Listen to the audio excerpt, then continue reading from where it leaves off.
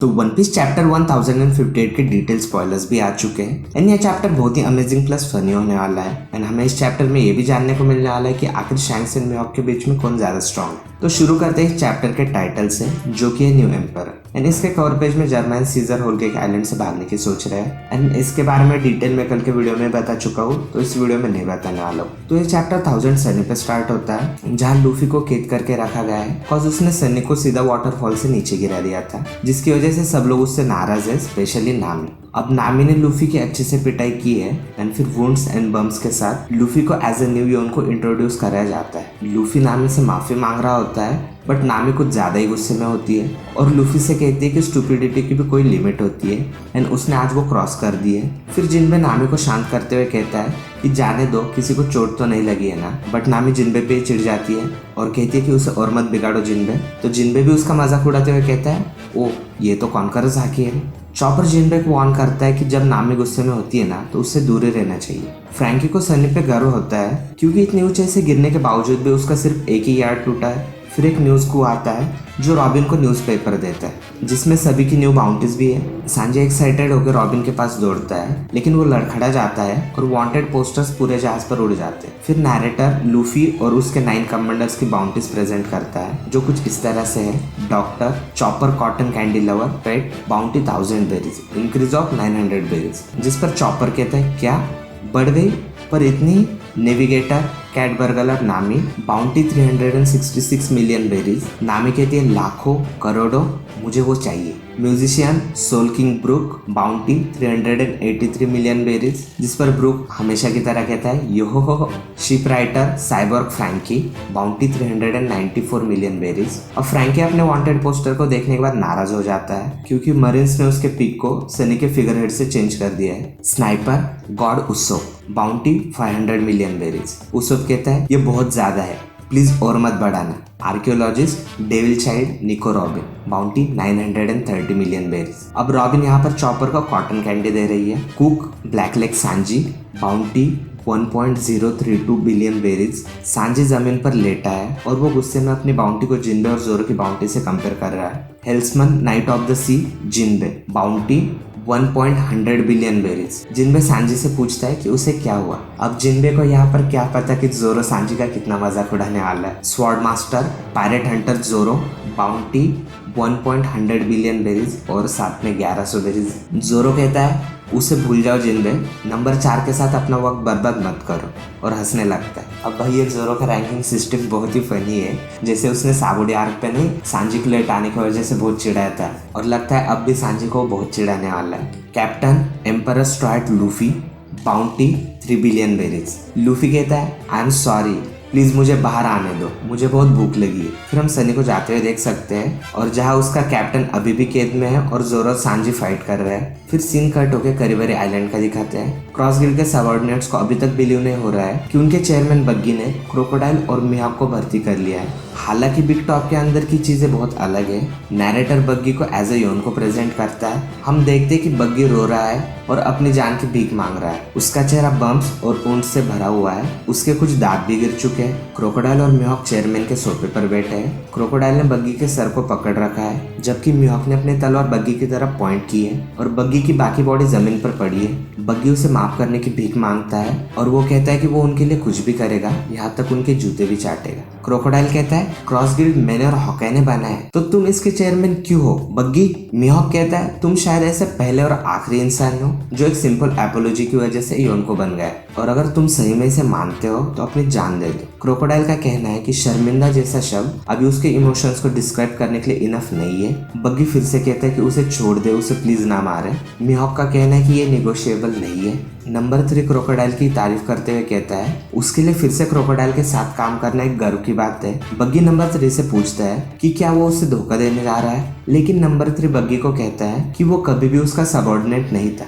मोजी, काबाजी और अलविडा देखते हैं कि बग्गी अब मरने वाला है, इसलिए उन्हें लगता है कि अब उन्हें क्रोकोडाइल की साइड हो जाना चाहिए। फिर थोड़ा फ्लैशबैक उस मोमेंट से शुरू होता है जब मरीन ने कुरेगाना आइलैंड को घेर लिया था जहाँ मिहोक रहता है। मिहोक अपना बेस चेंज करने के लिए अपनी चीजों को समेट रहा होता है, तभी उसे क्रोकोडाइल का कॉल आता है। क्रोकोडाइल उसे कहता है कि वॉरलॉर्ड सिस्टम खत्म होने की वजह से अब उन्हें साथ में काम करना चाहिए और कहता है तुम जानते हो कि ये कोई बुरी बात नहीं है। अगर तुम और मैं एक साथ में काम करते हैं तो हमारे पास एक ऐसा ऑर्गेनाइजेशन होगा जिससे मरीन भी डरेंगे, और जब बात किसी पर भरोसा करने की होती है तो हम बिल्कुल एक जैसे। मिहोक स्माइल करता है। फिर हम उसी मोमेंट का एक और फ्लैशबैक देख सकते हैं जब मरीन्स ने कारीबारी आइलैंड को भी घेर लिया था। जब बग्गी अपने भागने का प्लान बना रहा होता है तब बग्गी के सबऑर्डिनेट्स उसे इन्फॉर्म करते हैं कि कोई आइलैंड के आसपास के वॉरशिप्स पर हमला कर रहा है। बग्गी जब बिग टॉप से बाहर निकला और उसने जो देखा ना उस पर वो बिलीव ही नहीं कर सका। वॉरशिप को डुबाने वाला और कोई नहीं बल्कि क्रोकोडाइल और डैश बोन्स थे। बग्गी के सबऑर्डिनेट्स का कहना है कि चेयरमैन बग्गी के बारे में अफवाह सच थी कि बग्गी क्रोकोडाइल के बड़े भाई जैसा है और इसलिए क्रोकोडाइल अब उसे बचाने के लिए अपनी जान जोखिम में डाल रहा है। बग्गी फिर से अंदर चला जाता है लेकिन रियलिटी बहुत अलग थी। अंदर जाते ही बग्गी घबरा गया। बग्गी कहता है वो यहाँ पर मुझसे लोन वसूलने आया है लेकिन मेरे पास उसे देने के लिए कुछ भी नहीं है, मैं क्या करूँ। वो मरीन से भी बदतर है। क्रोकोडाइल बग्गी से मिलता है। क्रोकोडाइल उससे कहता है कि वो जानता है कि बग्गी किस तरह का आदमी है। उसने क्या सोचा था कि वो भाग जाएगा।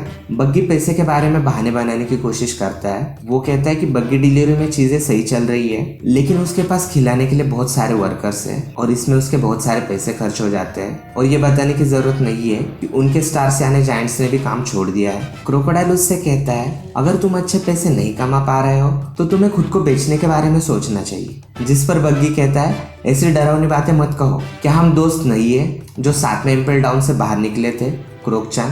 क्रोकोडाइल कहता है तो उसी दोस्ती के खातिर मैंने तुम्हें जो पैसे दिए थे ना वो मुझे वापस कर दो, अगर नहीं तो मुझे खुद इस मामले को सुलझाना होगा। मुझे अपनी नई कंपनी शुरू करने के लिए वो सारा पैसा चाहिए। बग्गी फिर एक सॉल्यूशन ढूंढता है और क्रोकोडाइल को कहता है कि वो उसे उसके साथ काम करने दे और उसकी सेवा करने का एक मौका मांगता है। बग्गी कहता है उसके पास वो सब कुछ है जो क्रोकोडाइल को उसकी कंपनी में चाहिए ताकि क्रोकोडाइल अपने ऑर्गेनाइजेशन को और भी तेजी से चला सके। क्रोकोडाइल सब कुछ फ्री में यूज कर सकता है और बग्गी अपने काम से उसका कर्ज भी चुकाएगा। फिर सीन प्रेजेंट में आता है। क्रोकोडाइल क्रॉस गिल्ड के पोस्टर को अपनी हुक से पकड़े हुए है और वो बग्गी को बहुत ही गुस्से में देख रहा है। क्रोकोडाइल कहता है कि मेरे इतने ठीक से बताने के बावजूद भी तुम पोस्टर में गलती कैसे कर सकते हो। तुमने ये पोस्टर स्प्रेड कर दिया जिसमें तुम सबसे इम्पोर्टेंट पर्सन लग रहे हो मिस्टर चेयरमैन। बग्गी कहता है ये सब एक गलत फहमी है, मैंने सच में ऐसा कुछ भी नहीं सोचा था। क्रोकोडाइल कहता है तो इस पोस्टर का क्या मतलब है। बग्गी कहता है ये मेरे सबऑर्डिनेट्स ने किया है, वो मेरी बहुत ही इज्जत करते हैं और ये पोस्टर देखने के बाद तो मैं भी चौंक गया था। फिर हम पोस्टर के साथ जो कुछ हुआ उसका एक फ्लैशबैक देखते हैं। बग्गी कहता है तुमने पोस्टर के साथ क्या किया है। बग्गी के सबऑर्डिनेट्स कहते हैं ओह चेयरमैन, मैंने आपको तीनों में सबसे अच्छा दिखा है। बग्गी कहता है क्या। बग्गी के सबऑर्डिनेट्स कहते हैं और उन्हें हमने पूरी दुनिया में भी फैला दिया है, जिससे बग्गी बहुत ही शॉक हो जाता है क्योंकि उसे पता है कि उन लोगों ने क्या कर दिया है। फिर मरीन हेडक्वार्टर्स का सीन दिखाते हैं जहाँ पर ब्रैनियो एक इमरजेंसी मीटिंग बुलाता है। ब्रैनियो बग्गी के बारे में बात करते हुए कहता है कि वो सिर्फ इम्पेल डाउन के इंसिडेंट के पीछे का मास्टरमाइंड ही नहीं है बल्कि वो पायरेट किंग के क्रू का भी एक मेंबर था और कहा जाता है कि वो एक ऐसा पायरेट है जो योनको रेडर शैंक्स को भी टक्कर देता है और उसके इसी चार सीमा की वजह से क्रोकोडाइल ने उसकी हेल्प की है। और दूसरी तरफ हम देख सकते हैं कि वो लोग मिहोक और क्रोकोडाइल के बीच के कन्वर्सेशन को भी सुन रहे हैं जिसकी वजह से वो उनके बीच के रिलेशन को कंफर्म करते हैं। अब क्रोकोडाइल और मिहोक के मरीन हंटिंग मूवमेंट ने अंडरवर्ल्ड के बहुत से खतरनाक लोगों को अट्रैक्ट किया है, इसलिए क्रॉस गिल्ड अब एक ऐसा ऑर्गेनाइजेशन बन चुका है जो उनके लिए बहुत बड़ा खतरा है। ब्रैनियो इन 3 पायरेट्स के बाउंटीज की रिपोर्ट करता है। ब्रैनियो कहता है sir crocodile, former member of the Shichibukai and Logia user with great intelligence and Charsima. Bounty 1.965 billion berries. Hawkeye Mihawk, also former member of Shichibukai और एक swordsman जो skills में योनको रेडर शैंक से भी आगे है। World's strongest swordsman. Bounty 3.590 billion berries. Buggy the genius jester पहले बताई गई चीजों के अलावा वो मिहोक और क्रोकोडाइल को भी अपनी बात मानने पर मजबूर कर सकता है। Bounty 3.189 billion berries. Steroid Luffy के साथ एक न्यू यॉर्क को बग्गी को भी वर्ल्ड गवर्नमेंट ने एक बड़ा खतरा माना है। फिर से सीन कारीबारी आइलैंड का दिखाते हैं। क्रोकोडाइल बात करते करते थक गया है इसलिए वो अब बग्गी को खत्म कर देना चाहता है और बग्गी अभी भी अपने लाइफ की भीख मांग रहा है। लेकिन मिहोक कहता है कि शायद बग्गी को सारा क्रेडिट देने में कोई बुराई नहीं है, वैसे भी मिहोक को योनको बनने में कोई इंटरेस्ट नहीं है, वो सिर्फ शांति से रहना चाहता है। क्रोकोडाइल पूछता है कि क्या वो सीरियस है। मिहोक क्रोकोडाइल को बताता है कि वो सभी का ध्यान खींचने के लिए बग्गी का यूज कर सकते हैं और वो पीछे जो चाहे वो कर सकते हैं। क्रोकोडाइल कहता है कि वो उसकी बात से एग्री करता है और मिहोक सही कह रहा है। बग्गी, क्रोकोडाइल और मिहोक साथ में बालकनी से बाहर निकलते हैं और न्यू अलायंस के बारे में बताते हैं। बग्गी कहते हैं आने वाली नई एरा के लिए हमने क्रॉस गिल्ड बनाया है, ये रहे कमांडर्स। क्रोकोडाइल और मिहोक अपने सबऑर्डिनेट्स को बहुत सीरियसली देख रहे होते हैं क्योंकि वो उनका नाम लेकर चिल्ला रहे होते हैं। बग्गी रोता है, उसके सबऑर्डिनेट्स सोच रहे होते हैं कि वो इमोशनल होने की वजह से रो रहा है, लेकिन बग्गी आने वाले फ्यूचर की वजह से रो रहा होता है। फिर सीन कट होके कामाबाका क्विंडम का दिखाते हैं। रिवोल्यूशनरी आर्मी के लीडर सेफली लौट आए हैं। साबो उनके साथ नहीं है, लेकिन वो कावला को इन्फॉर्म करते हैं कि वो ठीक है।